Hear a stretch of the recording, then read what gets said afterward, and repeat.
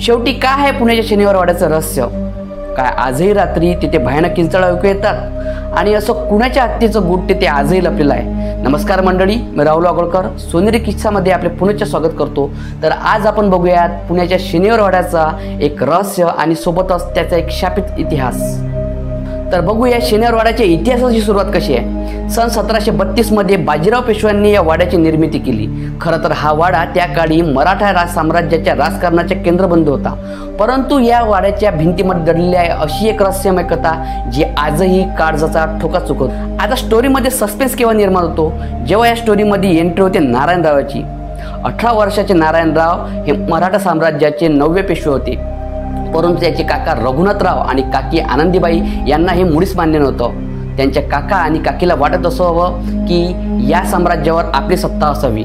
सत्तेच्या लालसेपोटी त्यांचे काका रघुनाथराव आणि काकी आनंदीबाई हे अंध झालेले होते। तर पुढे काय झालं? सत्ता आपल्यालाच मिळावी या हेतूने रघुनाथराव व आनंदीबाई यांनी एक षडयंत्र रचलं। त्यानुसार रघुनाथरावांनी नारायणरावाला धरा असा आदेश काढला, परंतु गोष्टीमध्ये खरा ट्विस्ट आता येतो। नारायणरावाला धरा ऐवजी नारायणरावाला मारा असा संदेश आनंदीबाईंनी पुढे प्रेषित केला आणि मग काय, एका शब्दाच्या बदलामुळे घडला तो इतिहास। शेवटी काय, मिळालेल्या आदेशानुसार मारेकरी नारायणरावाला मारण्यासाठी वाड्यात आले। रात्रीची वेळ होती, नारायणराव आपल्या खोलीमध्ये होते आणि ज्या क्षणी त्यांनी बघितलं की आपल्याला मारण्यासाठी मारेकरी आलेले आहेत, त्याच क्षणी ते खोलीबाहेर धावत ओरडत निघाले, काका मला वाचवा, काका मला वाचवा। परंतु त्यांचे हे ओरडणं ऐकून कोणी त्यांच्या मदतीला आलं नाही आणि अशा प्रकारे नारायणरावाची निर्घृणपणे त्या वाड्यामध्ये हत्या केली गेली।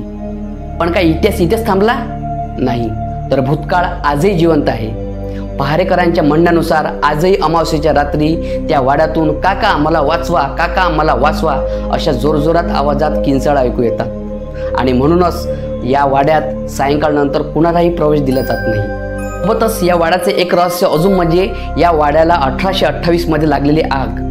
1828 मध्ये लागलेल्या आगीमध्ये हा वाडा सतत 8 दिवस जळत होता, परंतु आग नेमकी लागली कशी, कुणी लावली हे मात्र अद्यापही अजून कोणाला कळू शकलेलं नाही।